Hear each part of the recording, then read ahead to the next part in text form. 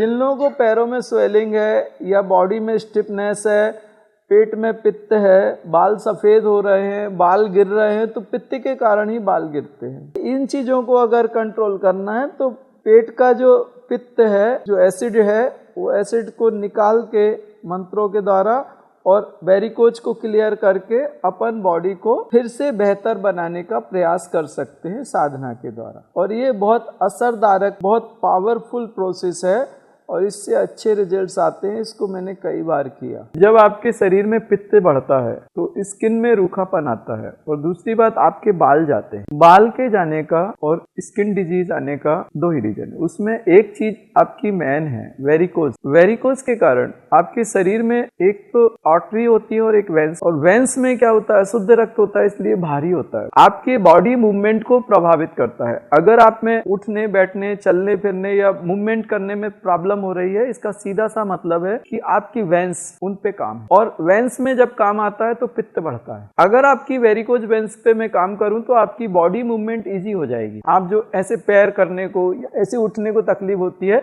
अगर आपको body movement अगर इजी करनी है तो मुझसे आप वेंस पे काम करा के लो, वेरिकोज पे। उससे स्वेलिंग भी आती है, मूवमेंट में प्रॉब्लम होती है। 2 घंटे भी एनर्जी लोगे तो 1 घंटे में ही बॉडी मूवमेंट इजी हो जाती है, दूसरे घंटे में और ज्यादा इजी हो जाती है, तीसरे घंटे में बहुत इजी हो जाती है और चौथे घंटे में वॉमिट होनी शुरू हो जाती है। पित्त, पीला पीला पित्त निकलना शुरू हो जाता है। वो पित्त जो है, एसिड आपके शरीर में लगभग 1 लीटर से 1.5 लीटर तक मैं निकाल सकता हूँ। पीला पीला वो एसिड है, वो आपके शरीर में रखा है, तो वो शरीर के लिए तो जहर ही है। वो जब बाहर निकलता है तो आपको यहाँ ठंडा ठंडा और बहुत लाइट फील होता है पेट में। आप औषधि के द्वारा या करोगे तो कठिन काम है। 6 लीटर 8 लीटर दूध वगैरह पिलाते हैं और उसमें औषधि डालते हैं, वो पी के और फिर वो वॉमिट होती है, वो कठिन है। लेकिन जो मंत्रों के द्वारा होती है वो आराम से आप बैठो, मंत्र चलते हैं, उसके बाद में एक समय के बाद वो वॉमिट अपने आप शुरू होती है और इसमें तकलीफ नहीं होती। मतलब हार्ट के ऊपर प्रेशर नहीं आता और जो वॉमिट करते समय जो पेन हो या जो अनकंफर्ट होता है वो भी नहीं होता। सिर्फ आराम से वो इधर आता है, ऐसे थूक दो, कोई दिक्कत नहीं, एकदम इजी। लेकिन उसके लिए आपको मुझे तब तक करने पड़ेंगे, 4-5 दिन लगते हैं, 5 दिन उसके लिए देने पड़ेंगे। और उसमें बॉडी मूवमेंट एकदम, आप जितना आप ज़्यादा लोगे उतना आपकी बॉडी मूवमेंट एकदम छोटे बच्चों के जैसी होने लगती है और आपका डाइजेशन सिस्टम बेहतरीन होगा। और पित्त भी जिन लोगों को है, पित्त निकाल के दूंगा। और ये कोई डॉक्टर नहीं कर सकता, आपके वेरिकोज को शुद्ध कोई नहीं कर सकता, क्योंकि वेरिकोज वेंस में जो होता है उसमें वाल्व होते हैं और एक उम्र के बाद या कमजोरी आ जाए वेंस में तो वाल्व खराब हो जाते हैं। तो अभी ग्रेविटी लॉ के कारण जो यहाँ का ब्लड ऊपर आना है, तो हमारा हार्ट कैसे पंप करता है, ऐसे पंप करेगा। अभी उसका प्रेशर बढ़ जाएगा जब वो पंप करेगा, फिर बाद में हार्ट खुलेगा तो वो प्रेशर, वो ब्लड फिर नीचे जाएगा। मान लीजिए यहाँ ब्लड है, यहाँ तक लाना है, शुद्ध करना है या किडनी में लाना है, ऊपर तो लाना पड़ेगा ना। तो उस समय हार्ट क्या करता है, ऐसे करेगा तो उसको प्रेशर आएगा, ब्लड थोड़ा ऊपर चढ़ेगा और जब ये खुलेगा तब ब्लड फिर नीचे जाएगा। एक बार अगर ये ब्लड ऊपर चला गया तो वो वापस नीचे ना आए, उसको वाल्व बोलते हैं। आपने देखा ना, वाटर मोटर में आपके वो टंकी में वाल्व लगाते हैं कि वापस पानी ना आए, तो उस नली में क्या होते हैं, वाल्व लगे होते हैं, राइट। वो अशुद्ध रक्त उन रक्त नलिकाओं में स्थिर हो गया है, रुक गया है और वो लगातार शरीर को भारी बना रहा है, क्योंकि वो अब क्लॉट्स बन गए हैं। अब वो बॉडी में मूव नहीं कर रहा, अब वो जम गया है उधर। तो उसकी वजह से क्या होता है, ये हिलता नहीं है, ये ऐसे नहीं आते।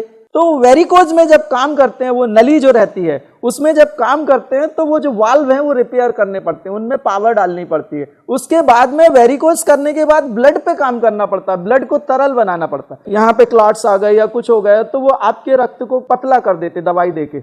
लेकिन रक्त जब पतला होता है दवाइयों से तो आपका शरीर शिथिल हो जाता है, आपका शरीर कमजोर हो जाता है, उसमें रक्त की शक्ति खत्म हो जाती है। लेकिन जब साधना के द्वारा रक्त को पतला किया जाता है, तरल किया जाता है, तो वो शक्ति कम नहीं होती, शक्ति बढ़ती है आपके शरीर की। और बॉडी में जो मूवमेंट है वो ज्यादा इजी होते हैं और ज्यादा बेहतर होती है आपकी बॉडी, क्योंकि बॉडी के हर हिस्से को ब्लड चाहिए लगभग और ऑक्सीजन चाहिए। लेकिन अगर ब्लड और ऑक्सीजन नहीं मूव होता है, वहां कोई प्रॉब्लम आती है, तो वहां पे बॉडी मरनी शुरू हो जाती है, सेल्स मरने शुरू हो जाते हैं, वहां ब्लॉकेज आ जाते हैं, वहां भारीपन आ जाता है, वहां पे स्टिफनेस आ जाती है। तो उस स्थिति को उसको साधना के द्वारा, जो वेरिकोज की प्रॉब्लम है उसको साधना के द्वारा 5 दिन में बहुत हद तक उस पर कंट्रोल पाया जा सकता है। लगभग आपकी जो पैरों की स्वेलिंग है वो पहले दिन से ही लगभग 25 से 30% स्वेलिंग कम हो जाती है, दूसरे दिन और कम हो जाती है, तीसरे दिन और कम हो जाती है। मैं ये नहीं कह सकता कि किसकी कितनी है और क्यों कम हो जाती है, क्योंकि अभी शरीर ही पूरा खत्म हो गया तो मैं उसमें वो नहीं कह सकता।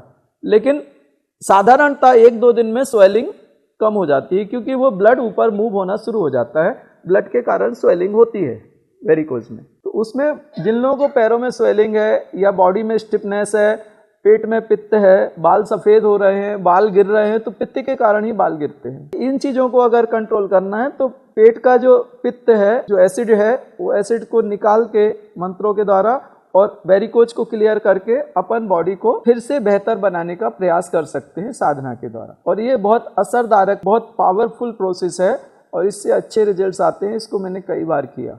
आपने देखा ना, बूढ़े लोगों की ऐसे नीली नीली रक्त नलिकाएं ऊपर दिखती हैं, होता है ना ऐसे, पूरे बच्चों में वो नहीं दिखती। उसके भीतर जो रक्त है वो तरल है और शुद्ध है, इसलिए नीला नहीं हो पाता वो। लेकिन जैसे जैसे उम्र बढ़ती है तो वो रक्त की सर्कुलेटरी सिस्टम में प्रॉब्लम आने लगती है। जब वो प्योर नहीं होता तो उसका रक्त का कलर लाल होता है, तो वो प्योर नहीं होता तो नीला हो जाता है, नीला जहर हो जाता है। ब्लड उसमें से मूव हो जाए तो वेरिकोज को जो वेंस हैं वो इजी हो जाएंगी, और जब ब्लड वहां से मूव होने लगेगा तो वेंस पे फिर अपन काम करेंगे। अगर आप वेरिकोज भी अगर करा लो और अच्छे से पेट की ये पित्त करा लो तो आप वापस यंग हो सकते हो, थोड़े से तो यंग हो सकते हो, बॉडी मूवमेंट इजी हो सकती है, आप बेहतर हो सकते हो। बुढ़ापे का एक बहुत बड़ा कारण है वेरिकोज।